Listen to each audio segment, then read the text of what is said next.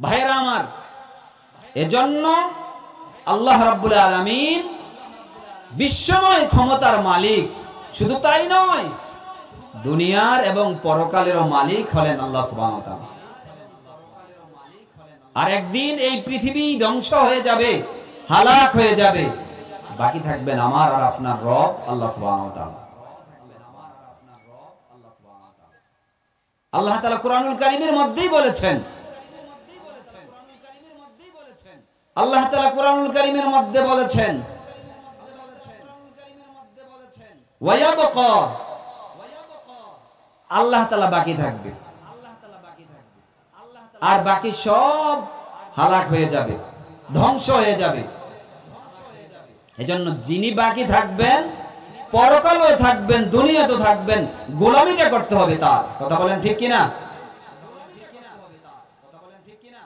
আমরা দেখেছি আমাদের এই বয়সের নজরিয়াতে, দুনিয়াতে যারা ক্ষমতা পায়, এই ক্ষমতার ম্যাক্সিমাম লোক ক্ষমতার অপব্যয় করে। আচ্ছা, আমি আপনাদেরকে ক্লিয়ার কাট একটা কথা বলি, স্ট্রেট ফরওয়ার্ড একটা কথা বলি। ক্ষমতার অপব্যয় কখন থেকে শুরু হয়েছে এটা হয়তো আমরা জানি না। ক্ষমতার অপব্যয় তখন থেকে শুরু হয়েছে যখন থেকে খেলাফত ব্যবস্থা বন্ধ হয়ে গেছে। খেলাফত ব্যবস্থা যখন থেকে শেষ হয়ে গেছে, তখন থেকে ডেমোক্রেটিক রাজনীতি, যেটা গণতন্ত্র, এই রাজনীতি যখন, লেনিন কালমাসের রাজনীতি যখন শুরু হয়ে গেছে, তখন থেকে বৈষম্য আর অবিচার, জুলুম, নির্যাতনের রাজনীতি শুরু হয়ে গেছে। একমাত্র মানুষকে শান্তি দিতে পারে, পৃথিবীকে শান্ত করতে পারে খেলাফত ব্যবস্থা। এই ছাড়া আর কোনোভাবেই পৃথিবীর মধ্যে শান্তি আসতে পারে না। ভাইরা আমার, পৃথিবীর মধ্যে একমাত্র শান্তি আসবে খেলাফত ব্যবস্থার মাধ্যমে। যে খেলাফত ব্যবস্থা আল্লাহর রাসূল সাল্লাল্লাহু আলাইহি ওয়াসাল্লাম চালু করে গেছেন, যে খেলাফত ব্যবস্থা হযরত আবু বকর সিদ্দিক রাদিয়াল্লাহু তাআলা আনহু চালু করে গেছেন, যে খেলাফতের উজ্জ্বল নক্ষত্র আমিরুল মুমিনিন হযরত ওমর ফারুক রাদিয়াল্লাহু তাআলা আনহু চালু করে গেছেন এবং শাসন করে গেছেন। হযরতে আলী, ওসমান, মুআবিয়া রাদিয়াল্লাহু তাআলা আনহু সহ যারাই খেলাফতের কাজ করেছেন, খেলাফত ব্যবস্থা চালু করে গেছেন, ওই দিনগুলা ছিল সোনার দিন। হযরত আবু বকর রাদিয়াল্লাহু তাআলা আনহুর শাসনামলে কেউ কোনো প্রকারের বৈষম্যের শিকার হয় না। আপনারা জানেন, 4 খলিফার একজন অন্যতম খলিফা ছিল হযরত ওমর ফারুক রাদিয়াল্লাহু তাআলা আনহু। হযরত ওমর ফারুক রাদিয়াল্লাহু তাআলার খেলাফত ব্যবস্থায়, শাসনামলে এমন একটা শাসনামল ছিল, এমন একটা রাষ্ট্র ব্যবস্থা ছিল, এমন একটা শাসন ব্যবস্থা ছিল, যেই শাসনামলে, যেই রাষ্ট্র ব্যবস্থার মধ্যে মানুষ মানুষকে মারা দূরে থাক, মানুষ মানুষকে আক্রমণ করা দূরে থাক, বরং একটা পশু পাখি, হিংস্র প্রাণী পর্যন্ত একটা আরেকটার প্রতি ন্যূনতম আঘাত পর্যন্ত করে না। ঠিক কিনা? ন্যূনতম আঘাত পর্যন্ত করে না। ভাইরা আমার, ঘটনা আপনারা জানেন, যিনি অর্ধজাহানের খলিফা ছিলেন হযরতে ওমর ফারুক রাদিয়াল্লাহু তাআলা আনহু, তার শাসনামলে একই ঘাটের মধ্যে একটা বাঘ এবং একটা ছাগল একই কূপ থেকে পানি খেয়েছে। একই কূপ থেকে একটা বাঘ এবং একটা ছাগল পানি খেয়েছে, কিন্তু বাঘ ছাগলের দিকে তাকায় না, ছাগলকে আক্রমণের কোনো চিন্তা ভাবনা করে না। জিজ্ঞাসা করতে পারেন হুজুর কারণটা কি? আমগো দেশে তো ছাগল ছাগলকে গুতা দেয়, আমগো দেশে তো একটা পশু পাখি আরেকটা পশু পাখি যখন একই সাথে খানা খেতে আসে সহ্য করতে পারে না, তাহলে বাঘ এবং হরিণ একই ঘাটে একই কূপের মধ্যে পানি খেলো, কেউ কাউকে আঘাত করলো না। কারণ কি? কারণটা হলো এইটা যে হযরত ওমর ফারুক রাদিয়াল্লাহু তাআলা আল্লাহর পরিপূর্ণ ভয় নিয়ে রাসূলুল্লাহ সাল্লাল্লাহু আলাইহি ওয়াসাল্লামের সংস্পর্শে থেকে এই পৃথিবীর অর্ধ জাহান শাসন করেছেন আল্লাহর ভয় নিয়ে, একমাত্র পবিত্র কোরআন দিয়ে। এই কোরআন দিয়ে শাসন করার কারণে, আল্লাহর ভয় নিয়ে শাসন ব্যবস্থা চালু করার কারণে একটা বাঘ আর একটা হরিণকে আঘাত করতে সাহস পায় না। কারণ যিনি শাসক তিনি আল্লাহকে ভয় করে, আর যারা শাসন আমলে যারা ছিল তারাও তার এই শাসককে ভয় করত। এই জন্য আমিরুল মুমিনিন ওমর রাদিয়াল্লাহু তাআলার শাসন আমল ছিল ইতিহাসের মধ্যে সেই 1400 বছর আগ থেকে শুরু করে কিয়ামত পর্যন্ত যত শাসন ব্যবস্থা আসবে সকল শাসন ব্যবস্থার রোল মডেল হিসেবে আমিরুল মুমিনিন হযরত ওমর ফারুক রাদিয়াল্লাহু তাআলা আনহুর শাসন ব্যবস্থা অমর হয়ে থাকবে, ইতিহাস হয়ে থাকবে। ঠিক কিনা জোরে বলেন। আজকে সেই খেলাফত ব্যবস্থার শাসন আমলের কথা বললে কিছু মানুষের চুলকায়, কিছু মানুষের কষ্ট লাগে। খেলাফত ব্যবস্থার শাসন আমলের কথা স্মরণ করিয়ে দিলে আরেকটা কথা আপনাদেরকে একটু ক্লিয়ার করে যদি বলি, গত 17 বছর আমরা দেখেছি বিভিন্ন মাহফিলগুলোতে, তাফসিরুল কোরআন মাহফিলগুলোতে বাধা বিপত্তি বিভিন্ন ভাবে দিয়েছে। সংশ্লিষ্ট নেতাদেরকে দাওয়াত না দিলে মাহফিল বন্ধ করে দিত, মাহফিল করতে গেলে থানায় পারমিশন নিতে হতো। কথা বলেন ঠিক কিনা? পারমিশন ছাড়া মাহফিল করতে দিত না। বুঝে কাটলে পারমিশন দিত, আর বুঝে না কাটলে পারমিশন দিত না। আমি আপনাদেরকে বলি, এখনো যেই স্বৈরাচারেরা মাহফিলকে বাধা দিয়েছে তারা নিঃসন্দেহে কোরআনের দুশমন ছিল। আর এখন যেই মাহফিলগুলো হয়, প্রায় মাহফিলগুলো তো আমরা শুনতে পাই যে মাহফিলগুলোতে বাধা বিপত্তি আসে, বাধা দেয়। স্বৈরাচারের দোসররা তো এখন নাই, থাকলেও পিঁপড়ার গর্তের মধ্যে লুকিয়ে গেছে। এই কাজগুলা করে কে? এখন বাধা দেয় কে? বুঝতে হবে। আমি এই জন্যই আপনাদেরকে এই উদাহরণ দিচ্ছি, বুঝতে হবে এই ডেমোক্রেটিক, এই গণতন্ত্র, যেই লেনিন কালমাসের রাজনীতি যতদিন এই পৃথিবীতে থাকবে, একদল তারা ইঁদুরের গর্তে পালিয়ে যাবে, আরেক দল আসবে, আরেক দল এসে স্বৈরাচারের শাসন শোষণ করবে, ওই দল পালিয়ে যাবে, আরেক দল আসবে। এইভাবে কিয়ামত পর্যন্ত তাদের শাসনামলটা নাপাকি অবস্থায় শাসনকালটা স্বৈরাচারের পরিণত করবে।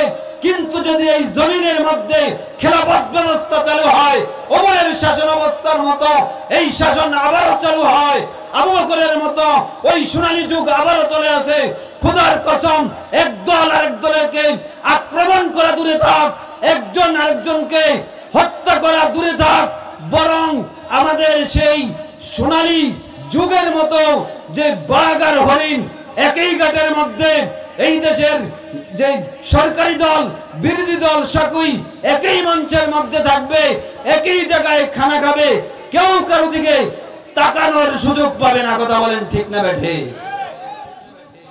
এই সুযোগ পাচ্ছে কেন?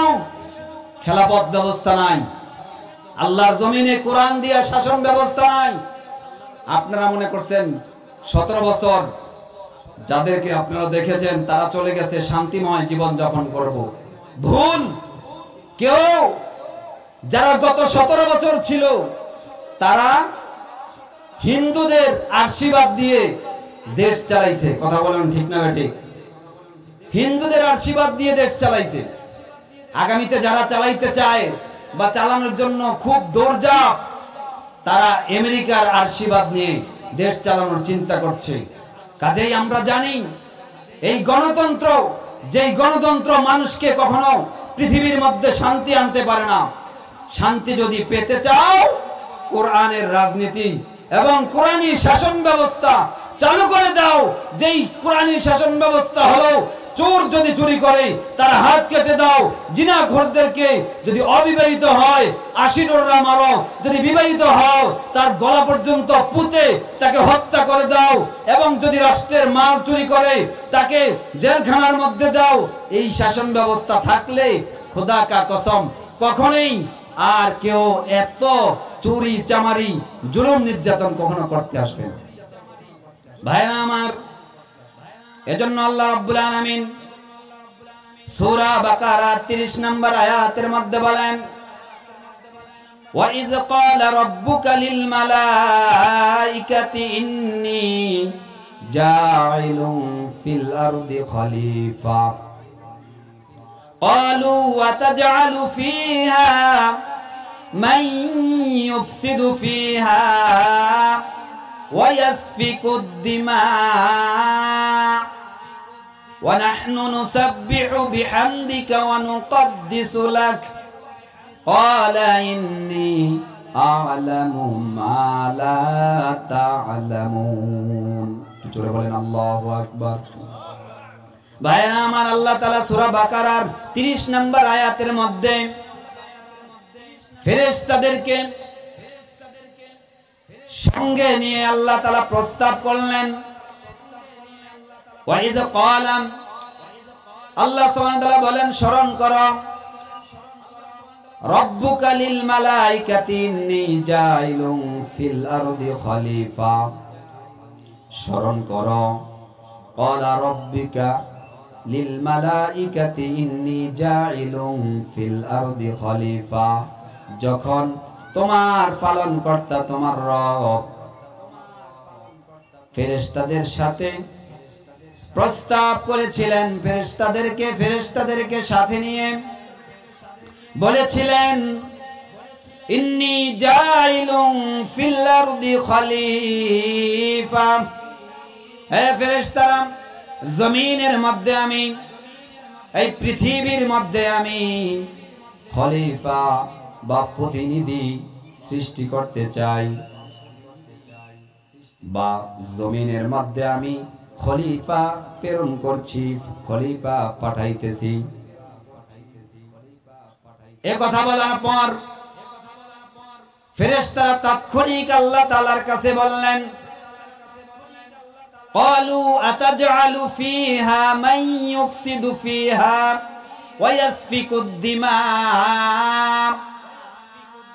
ফেরেশতারা আল্লাহ সুবহানাহু ওয়া তাআলাকে বললেন, ক্বালু, আল্লাহ তাআলা, আতাজআলু ফিহা মান ইউফসিদু ফিহা, আপনি কি এমন জাতি বানাইবেন, এমন লোকদেরকে পাঠাইবেন, এমন জাতি পৃথিবীতে পাঠাবেন, মান ইউফসিদু ফিহা, যারা সেখানে গিয়ে ফাসাদ সৃষ্টি করবে, ওয়া ইয়াসফিকুদ দিমা,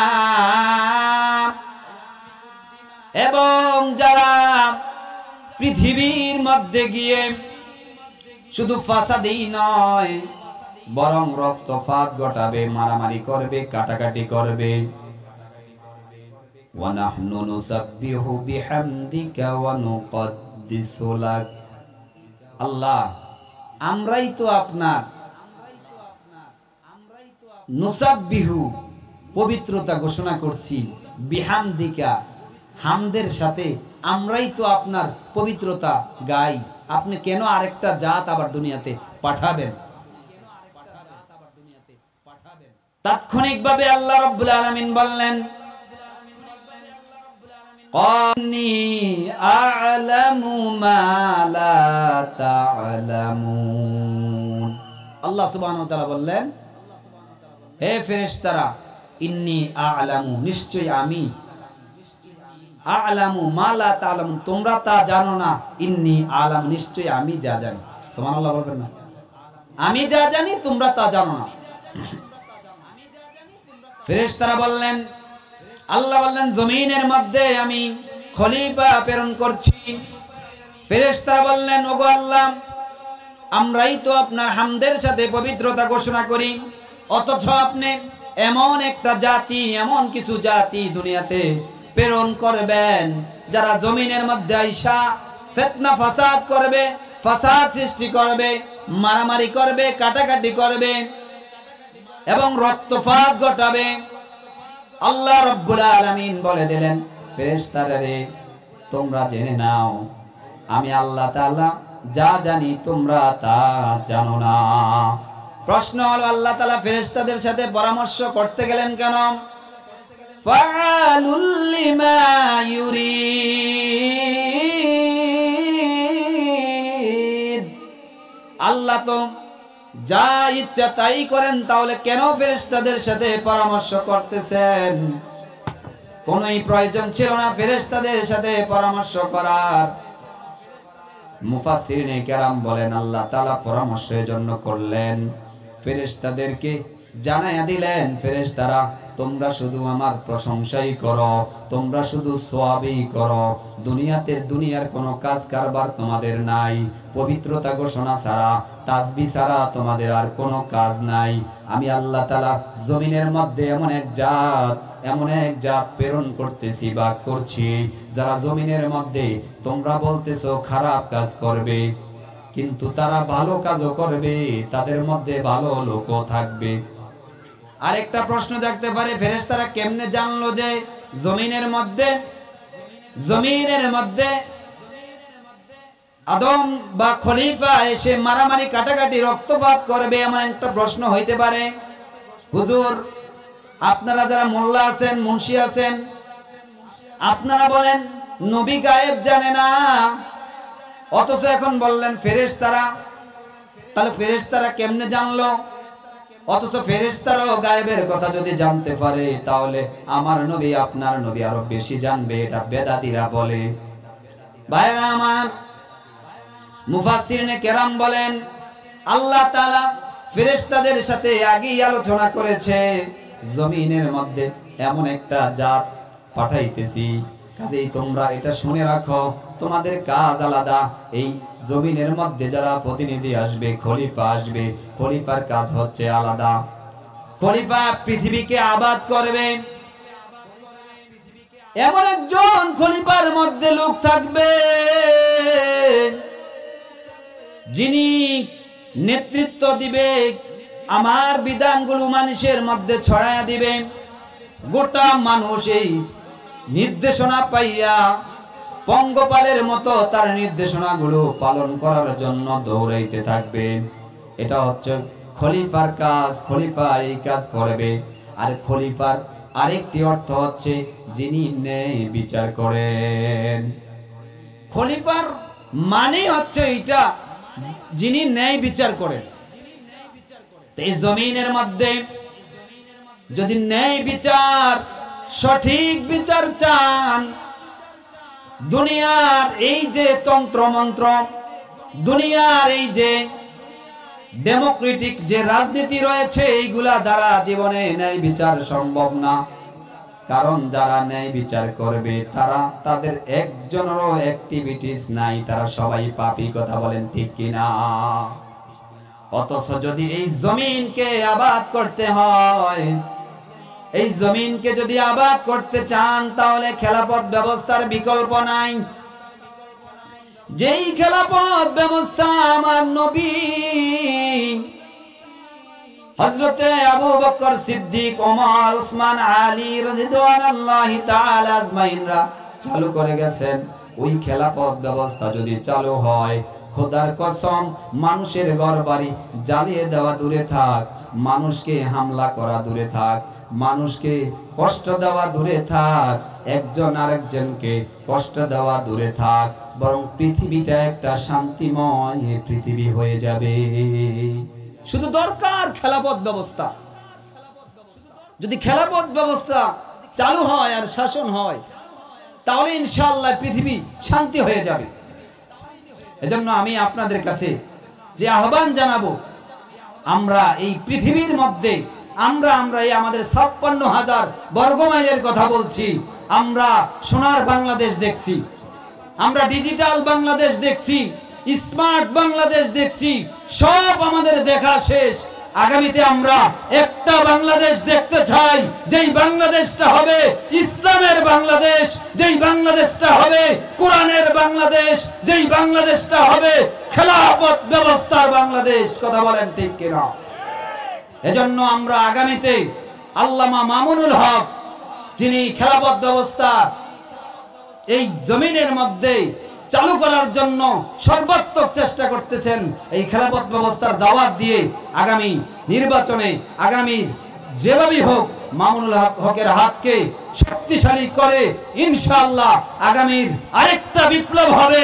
এই বিপ্লব আমরা বহু বিপ্লব দেখেছি, সামনের যেই বা বিপ্লব হবে সেই বিপ্লব হবে ইসলামপন্থীদের, কোরআনপন্থীদের খেলাফত ব্যবস্থা শাসন হওয়ার বিপ্লব। কথা বলেন ঠিক কিনা? আল্লাহ তাআলা আমাদেরকে কবুল করুক। ওমা আলাইনা ইল্লাল বালাগ। আসসালামু আলাইকুম।